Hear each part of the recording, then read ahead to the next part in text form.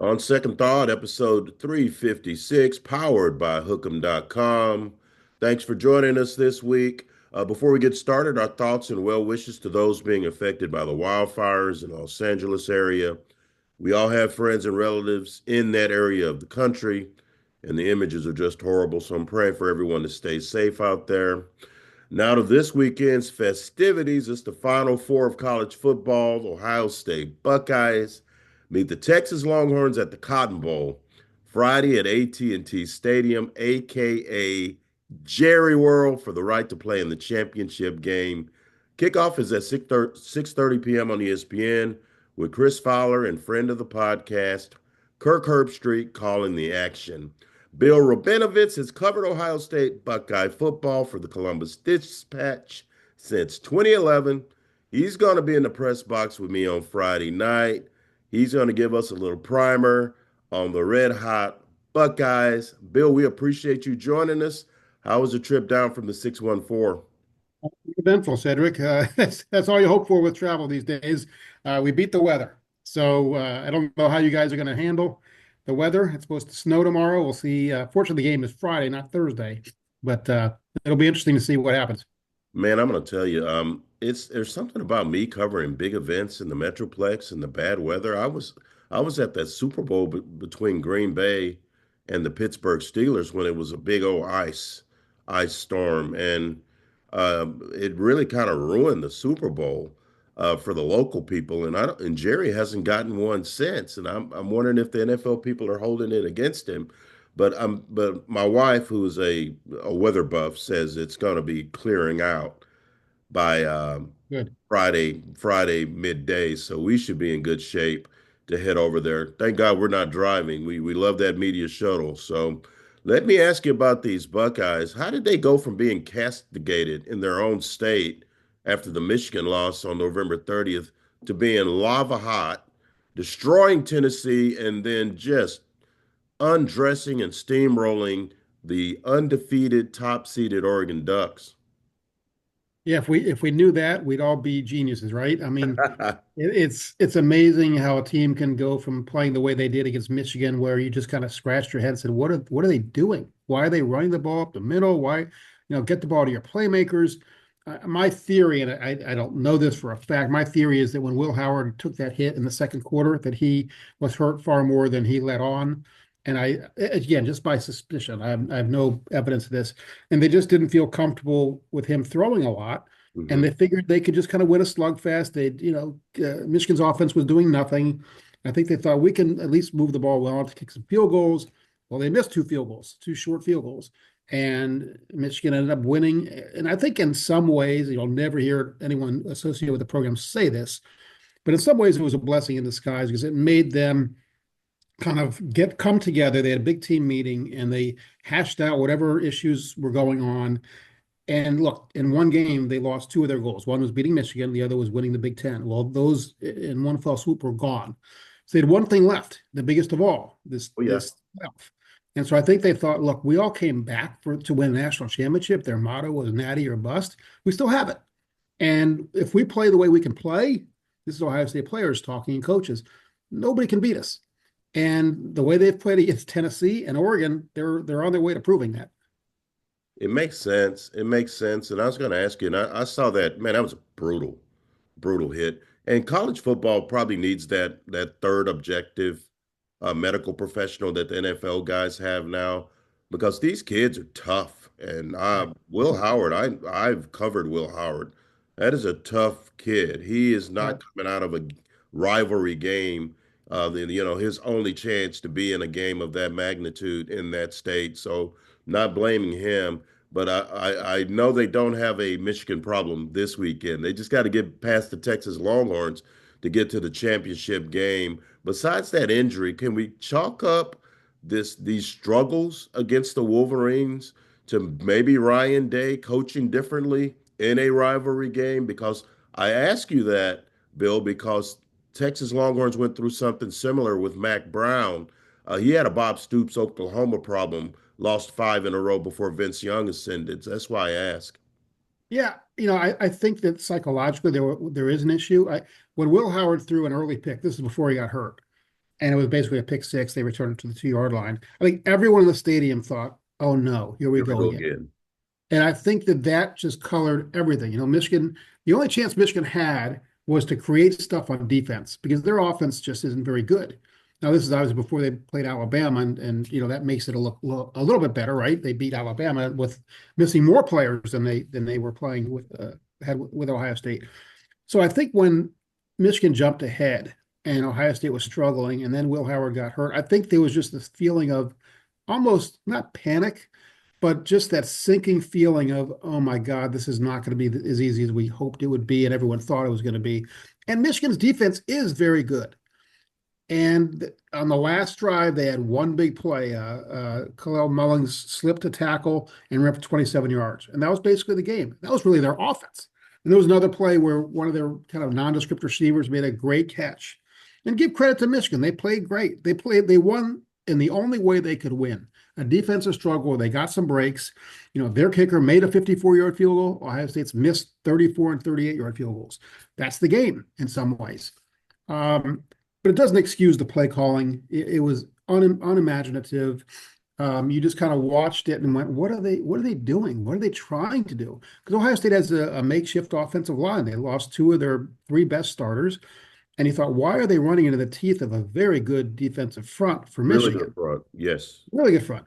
So, again, I think, and it was just my theory, that if Will Howard couldn't throw downfield the way they hoped, and the second interception he threw was just like, where was that? I mean, Emeka Egbuka was a short little pass, and he wasn't even close, and it was intercepted.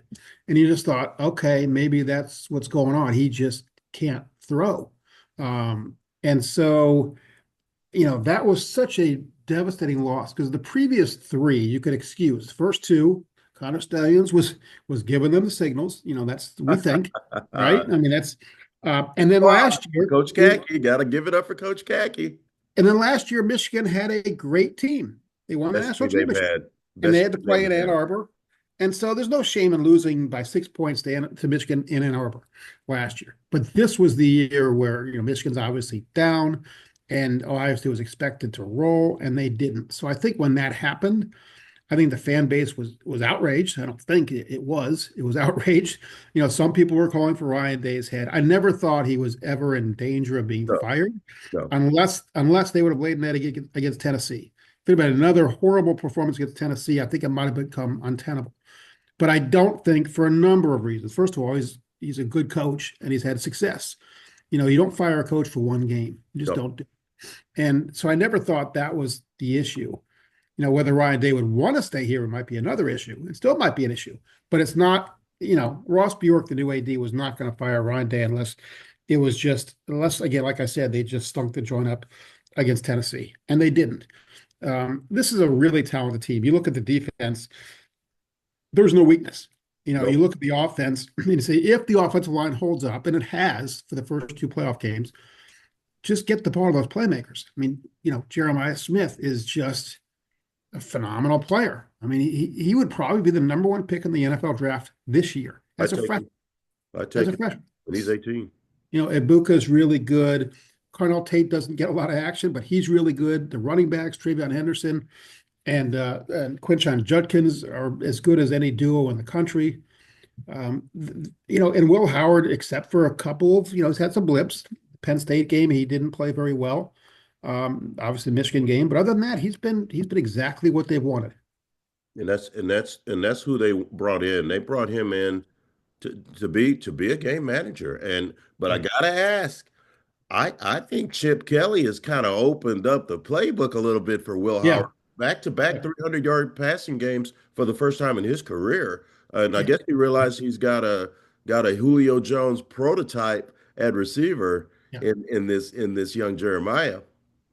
Yeah, and even the very first play of the game against Oregon, which was not, it went to G. Scott, the tight end, for 30 yards. And I think as soon as that happened, that was the first play. I thought, okay, they're not messing around today. They ain't messing around today. And, even guys like G. Scott can make plays. So they have so many players who can do that. So if you're a defense, what do? Do you bracket Jeremiah Smith? Because you really can't let him go one-on-one. Yeah. And almost the same thing with Egbuka. And, that opens it up for the running game. So I think this is an offense now that has to have the pass set up the run rather than vice versa. I think that's the way this team operates best. That makes a lot of sense. What problems do the Longhorns possess that would worry the coordinators at Ohio State? Yeah, first of all, Texas is one of the few teams in the country that, at least in terms of just raw talent, is on Ohio State's level. I think they're a little below, but close enough that they can certainly beat Ohio State. Look, if Quinn Ewers, who is a gifted quarterback, obviously started his career at Ohio State, if he plays out of his mind, which he's capable of, Texas can win. I don't think they can win if they don't establish some kind of running game, and they haven't, they didn't against Arizona State. They've got to be able to run the ball against Ohio State. I don't know if they can or can't. Ohio State's run defense is really, really good. Number five Um, country, yeah. you know, and Texas's secondary is very good. They're bigger than Oregon's, and I thought that was a mismatch. Jeremiah Smith just kind of bullied those DBs. I don't think Ohio State can do that. I think Texas has bigger, better defensive backs. They've got some good defensive linemen. So that, the offensive line is always going to be a question for this Ohio State team right now. They lost the Remington Trophy winner at center in Seth McLaughlin. They lost Josh Simmons, who's probably going to be their highest drafted player in the draft, even though he hurt his knee against Oregon, is out for the year. They had to move Donovan Jackson, the player from Texas or from Houston, Hmm. out to left tackle. He's played really well. I mean, that saved their season because they really had no alternatives. He in some ways maybe the most valuable player they have because he's the most indispensable right now. Um, so, Texas can present some issues. I mean, Texas's receivers are pretty good. If you were gonna pick apart Ohio State's defenses for a weakness, I would say that it's potentially the cornerbacks, only because Denzel Burke got roasted against Oregon in the first game. He had just a horrible game. And Davis Igbenos on the other side is a really aggressive, very good in coverage, but very handsy. I mean, he's almost good for at least one pass interference call a Yep. game. And so if it's 3rd and 15, if I'm an offensive coordinator, I say throw it up and hope you get the call. So that's potentially an issue. But Ohio State's run defense is really good. Jack Sawyer and JT Tuimoloau at defensive end have been playing really well. The Calvin Banks matchup against those guys will be fascinating. I mean, Banks is, I think, the Texas's best player, at least the one I've seen in terms of draft projections, is ranked the highest. So that's a good matchup. I mean, I think Texas can certainly win this game, but I think they're going to have a lot of things go right, and Ohio State would have to kind of not play to the level that they've played at the first two games. We agree that if Texas plays like they did in the second half against Arizona Yeah. State, it could be ugly. Yeah. Get No, ugly. no. And I've seen Texas enough, not a lot, but enough to see, at times they look like, oh, that's a national championship caliber team, but they haven't been able to sustain it from what I've seen. They have You know lows. better than I do. I've seen them all. There are lulls. Their most complete game, Bill, was the 49-17 win over Florida, where they put it together in all three areas. Yeah. But that's been rare. The Clemson game, three good quarters, and then Clemson came back, and Right. Clemson was on the goal line with a chance to cut it to seven in the fourth quarter. The A&M game did not play well offensively, only 17 points. So they know that they've got to play their A game. I got to ask you about this defense, though. Jim Knowles comes over, and I can tell you, Oklahoma State is a dumpster fire on defense without Jim Knowles over there. Um, they've gelled in so many areas with him since he's been there. This is his third year. Is that right, Yep. Bill? Third year. Yep. This is his third year. Number one pass defense, number one in yards allowed, um, number five in rushing defense, and they have the third most sacks and 10 from JT Tuamoliau. I'm Close trying. there. Tuimoloau. I can Like spell it. Rabinowitz. I Nobody can't can say pronounce it. Rabinowitz. Yeah. Yeah, they got after. Texas played Dylan Gabriel when he was at Oklahoma, and Dylan Gabriel uh, led a comeback and beat Texas with his legs, and they didn't let him breathe. Um, what's their confidence level knowing that Quinn Ewers is not a great mover and Dylan Gabriel, he had no chance. And I know, Bill, that part of that is they were down 34-0 and they were throwing on every play, but still that's gotta worry Texas a bit. Yeah, and I also think that from what I've seen, and correct me if I'm wrong, when Quinn Ewers gets pressured, his fundamentals can kind of fall apart a little bit. Throws off the back foot, the sidearm stuff more often than he should. Look, he's a very creative quarterback. Sometimes you have to sidearm the ball, and he's done that. He can sling it. I mean, he can sling it. He There's a can. reason he was the number one player in that class. But I think if Ohio State could shut down the run game and make them one-dimensional and put pressure on him, it will not bode well for Texas. Yeah, I believe that. I believe that so much. Before we get out of here, I've got to ask about Jeremiah Smith. We talked about him a little bit. Yeah. I'm seeing Terrell Owens comparisons, Julio Jones comparisons. 6'3", 215, can run like the wind. What I see is a bully. He's a bully. And big receivers. There's like a lot of little guys in the NFL now that are getting drafted. But when you see a guy like this that can run and it can move like a little guy, and he's 6'3", 215, you've seen him all year long. Have teams doubled him, or they just kind of let him run free, and that's why he's toasted so many opponents? Well, they've tried a bunch of different things later in the season. Now teams are certainly bracketing him. But again, with this team, you do that, then you risk Emeka Buka going wild or Travion Henderson coming out of the backfield on a wheel route or whatever it might be. I mean, it's pick your poison. But Jeremiah Smith, in some ways, is the straw that stirs the drink. In some ways, um, he made a couple catches against Oregon. They just kind of threw up your hands and well, and they were well defended. He's different. And He's different. he's different.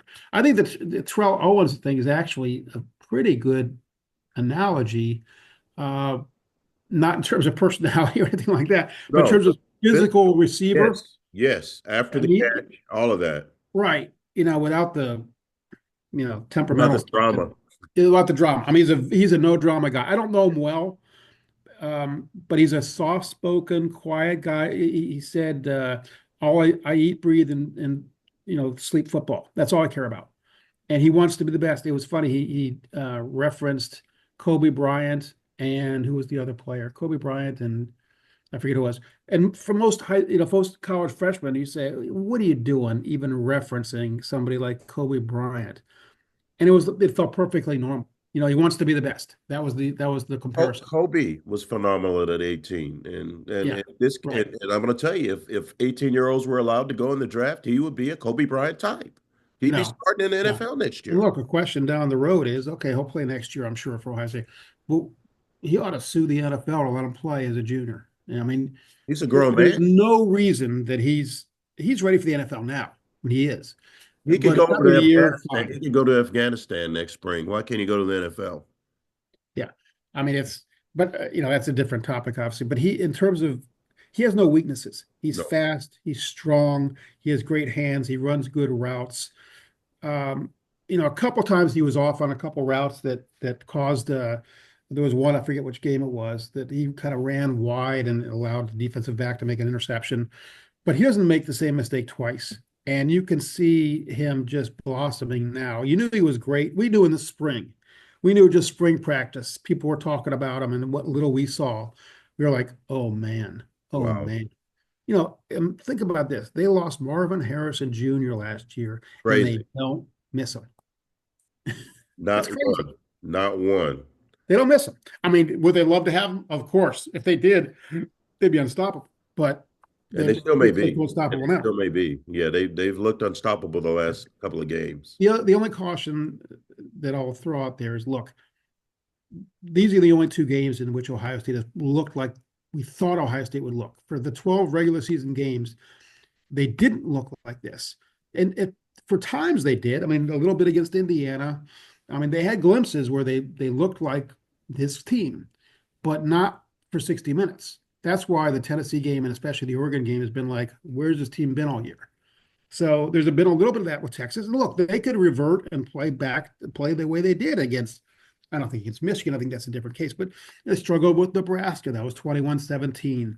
Even the Indiana game was 38-15, but they got scored off a muff punt and then a punt return by Caleb Downs. We haven't even mentioned him.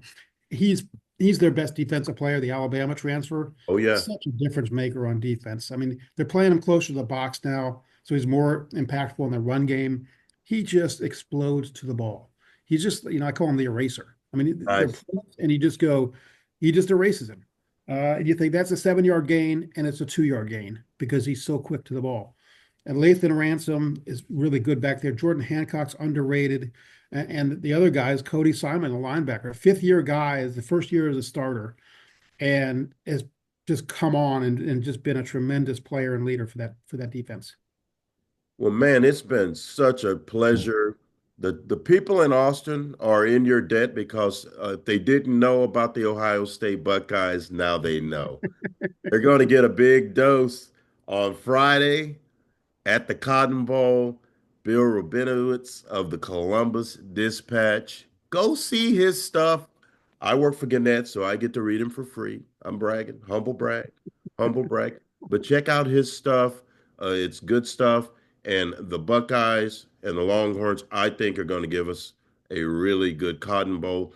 I believe these are the two best teams left. Yeah, I agree with you.